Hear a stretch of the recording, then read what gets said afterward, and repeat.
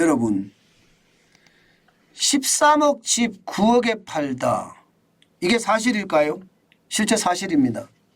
예, 실제 1년 새 부가연동 힐스테이트 신촌 하락률, 이 아파트의 하락률이 30.23%예요. 30.23%를 금액으로 환산을 해봤더니 12억 9천 가던 아파트가 8억 9천 9백에 팔렸다. 3억 9,001만 원에 지금 팔렸다. 30.23%가 떨어졌다는 이야기인가요? 이게 사실입니다. 사실. 저는 이것을 보면서요. 야, 집은 거래가 되나? 이게 올랐다 이야기를 하지만 그것은 가물에 콩나듯이 올랐다고, 그리고 어떤 특별한 이벤트, 예를 들어서 재건축 이슈가 있다든가 아니면 재개발 이슈가 있다든가 이런 특별한 이벤트가 있는 곳은 올랐을지 모르나 대부분의 집들은 많으면 40%, 적어도 30%가 떨어졌다, 이런 얘기가 나오고 있습니다. 그러다 보니까 집은 매각이 되는데 이게 30% 40% 떨어지니까 웃어야 할지 울어야 할지 잘 모르겠다, 이렇게 이야기합니다. 사실 서대문구 북가연동 힐스테이트 신촌 이 아파트는요, 현재 호가가 얼마가 나와 있나 하면요, 지금 한 10억 5천 정도에 나와 있습니다. 10억 5천. 호가가 10억 5천에 나와 있습니다. 그런데 실제로 거래된 금액은 9억이에요. 9억. 그럼 1억 5천이 더 떨어진 거죠. 실제로 말입니다. 지금 집이 거래가 된다 이러면 적어도 말입니다. 30% 떨어진 집. 지금 30% 떨어졌잖아요. 많게는 40% 50% 떨어진 집만 거래가 된다, 이렇게 이야기합니다. 실제 영등포역 인근에 있던 영등포 프로지오 전용 73제곱미터도 지금 사실 마찬가지예요. 2021년 말에 12억 4천만 원에 거래가 됐거든요. 그러다가 거래가 거의 없었습니다. 지금은 거래가 되고 있기는 합니다. 그런데 이 금액을 보면 말입니다. 8억 9,800이고요. 아니면 8억 9,500이에요. 지금 떨어진 수준이 28%가량 떨어졌습니다. 거의 30%에 육박하죠. 그렇지 않고는 지금 떨어지지 않는다, 거래가 되지 않는다, 이렇게 이야기하고 있습니다. 점점 말입니다. 매도자와 매수자의 어떤 거리가 좁아지는 거예요. 거리가. 실제로도 현장에서 이런 일들이 많이 일어나고 있다는 것이 현실이 되고 있습니다. 여러분, 그러다 보니까 거래가 많이 일어난다는 이야기도 했잖아요. 자, 여러분 이거 한번 보세요. 지금 거래가 2월에 거래한 보세요. 서울 아파트 거래량 중에 1982채입니다. 굉장히 많이 거래량이 일어났죠. 그런데 아직 오늘이 3월 15일입니다. 아직 신고할 날이 많이 남았습니다.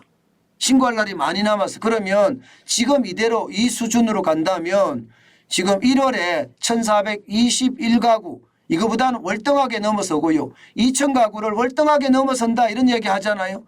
서울의 평균 거래량이 한 3000가구 정도 된다고 이야기합니다.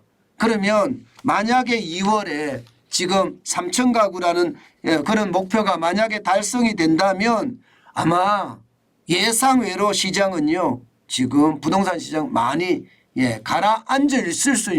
가라앉으면서 안정화로 가는 하향 안정세를 취할 수도 있다, 그런 생각을 할 수 있습니다. 여러분 작년 10월까지만 하더라도 서울 아파트 거래량은 559가구밖에 되지 않았습니다. 그러면 거기에 비하면 지금 몇 배입니까? 뭐 단순하게 봐서는 3배가 훨씬 넘지요. 그렇게 거래가 일어난다는 것은 여러분 지금 아직도 급급매나 초급매가 팔리고 있고요.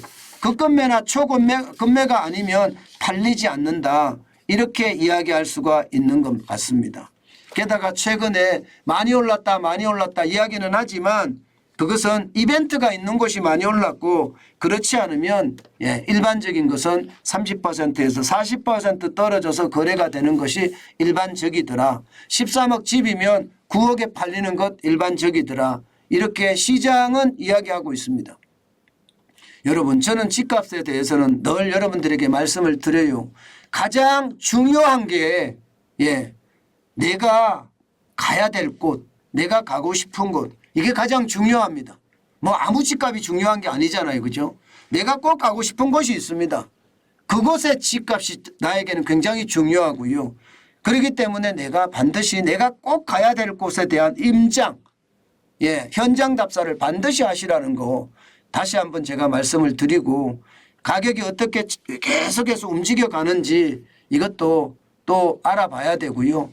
과거에 어떤 가격이 어떻게 됐는지 뭐 글로벌 금융위기 때는 얼마나 떨어졌는지 퍼센테이지로 그리고 2020년, 2021년, 2022년엔 얼마나 올랐는지 지금은 또 얼마나 떨어졌는지 그리고 나는 어느 시대의 가격으로 내가 살 것인지 이거 고민해야 된다는 뜻입니다. 2019년의 가격으로 살 것인가 아니면 2020년의 가격으로 살 것인가 이것은요 본인들이 고민해야 되는 부분이고 중요한 것은요 약간 비싸다라고 하더라도 내가 여기는 꼭 가야 되는 곳이다 이런 생각을 하면 저는 사도 무방하다 이렇게 생각합니다. 단 무주택자인 경우겠죠. 아니면 뭐 유주택자라도 이게 지금 사다리처럼 징검다리처럼 이게 집을 늘려서 가는 그런 상황이 된다면 이도 마찬가지다. 그런데 투자나 투기는 특히 투자는 아직까지는 좀 조심할 필요가 있다. 왜냐하면 부동산법이 국회에서 통과도 안 됐을 뿐만 아니라 아직까지 어떻게 될런지 아무도 모릅니다. 이게 만약에 간다고 하면 내년 총선까지 밀려갈 텐데 아직은 조금 무리다 이렇게 생각을 하고요. 현장에 답사하면서 계속 시장을 지켜보는 거 잊지 마시기 바라겠습니다.